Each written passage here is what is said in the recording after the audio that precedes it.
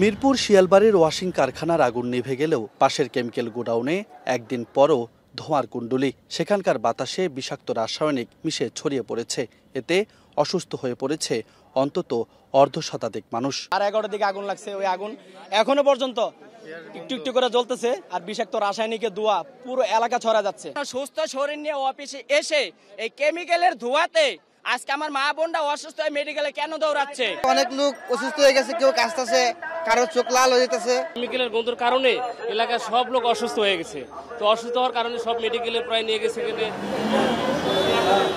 বুধবার সকাল 11:30টার দিকে প্রথমবারের মতো কেমিক্যাল গোডাউনে ঢোকার চেষ্টা করে ফায়ার সার্ভিস। ব্যর্থ হলে দ্বিতীয় দফায় প্রবেশ করে খুলে ফেলে গোডাউনের প্রবেশ পথ।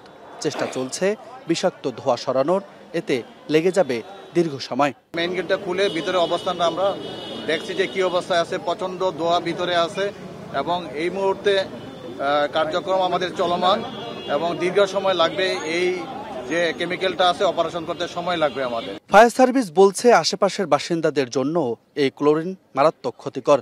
বন্ধ করে দেওয়া হয়েছে আশেপাশের কারখানাগুলো। গার্মেন্টসে যে আগুনটা ছিল সেটা আমাদের সম্পূর্ণ নিয়ন্ত্রণে, কোনো সমস্যা নাই, নির্বাপনও হয়ে গেছে আমাদের। কিন্তু কেমিক্যালের যে আগুনটা আছে এটা সময় লাগবে। বিভিন্ন প্রকার মাল্টিপারপাস যে কেমিক্যালগুলো আছে সেখান থেকে বিভিন্ন ধরনের টক্সিক গ্যাস তৈরি হইতেছে, যেটা বাতাসের সাথে মিশে গেছে এবং ক্লোরিন গ্যাস তৈরি হয়েছে। সেটা মানুষের শ্বাস প্রশ্বাস নিলে পরে তার ত্বকের সমস্যা হইতে পারে, ফুসফুসের সমস্যা হইতে পারে, হাড়ের সমস্যা হইতে পারে। দুপুর 1টার দিকে ঘটনাস্থল পরিদর্শনে আসেন উপদেষ্টা শারমিন এস মুর্শিদ। জানান, আইনের আওতায় আনা হবে অসাধু ব্যবসায়ীদের। একই সঙ্গে নিহতদের পরিবারের পাশে দাঁড়ানোর আশ্বাস দেন তিনি। এই মানুষগুলো যারা মারা গেছে তাদের পরিবারের সাথে সবকিছু ফলো আপ করার দায়িত্ব আমার মন্ত্রণালয়ে, আমি সেটা করব। ব্যবসায়ীরা দায়িত্বশীল আচরণ করেন না এবং এই জায়গাটাতে তাদেরকে আইনের আওতায় আনতে হবে। আমাদের এই স্বল্পমেয়াদীর সরকার, তারপরেও আমি মনে করি যে আমরা যেখানে পলিসি দরকার, বাড়তি আইন দরকার, সেগুলো আমরা খতিয়ে দেখব।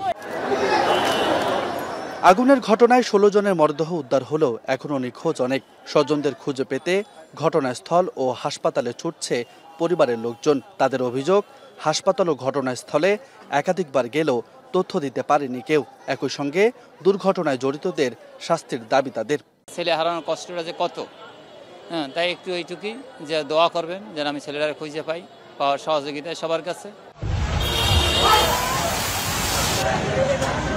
মঙ্গলবার বেলা 11:30টার দিকে মিরপুর রূপনগর শিয়ালবাড়িতে ওয়াশিং কারখানা ও কেমিক্যাল গোডাউনে আগুন লাগে।